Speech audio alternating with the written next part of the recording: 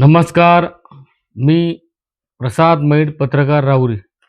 2027चा नाशिक त्र्यंबकेश्वरचा जो कुंभमेळा आहे त्या पार्श्वभूमीवर रेल्वे प्रशासन आणि राज्य सरकार, केंद्र सरकारने ज्या तयारी सुरू केल्या आहेत त्यातलाच एक भाग म्हणजे राहुरी ते शनी शिंगणापूर रेल्वे मार्ग.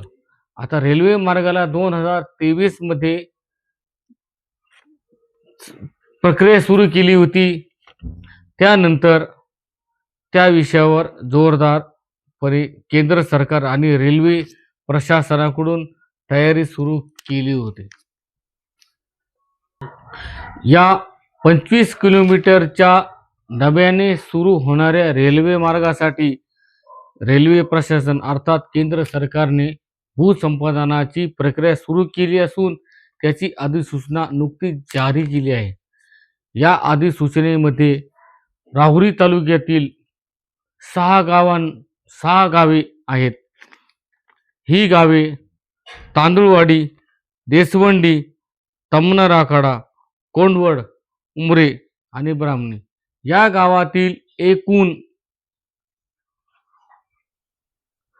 389 हेक्टर क्षेत्रापैकी 50 हेक्टर क्षेत्र हे भूसंपादित केले जाणार असून त्यातील तांदळवाडी 1.12, देसवंडी 4, कोंडवड 6.46, उमरे 12.28 तर ब्राह्मणीतील 25.74 हेक्टर क्षेत्र हे संपादित केले जाणार असून साधारणतः हजारोंच्या संख्येने या प्रकल्पग्रस्त शेतकऱ्यांच्या जमिनी या महत्वाकांक्षी अशा रेल्वे मार्गामध्ये जाणार आहेत.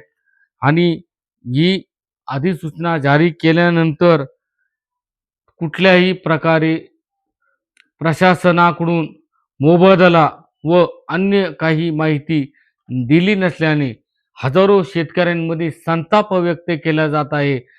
केंद्र सरकार व राज्य सरकारने याची तात्काळ माहिती व पत्रकार परिषद किंवा अन्य मार्गाने खुलासा करावा अशी मागणी राहुरी तालुक्यातील 6 व नेवासा तालुक्यातील शेतकऱ्यांनी केली आहे.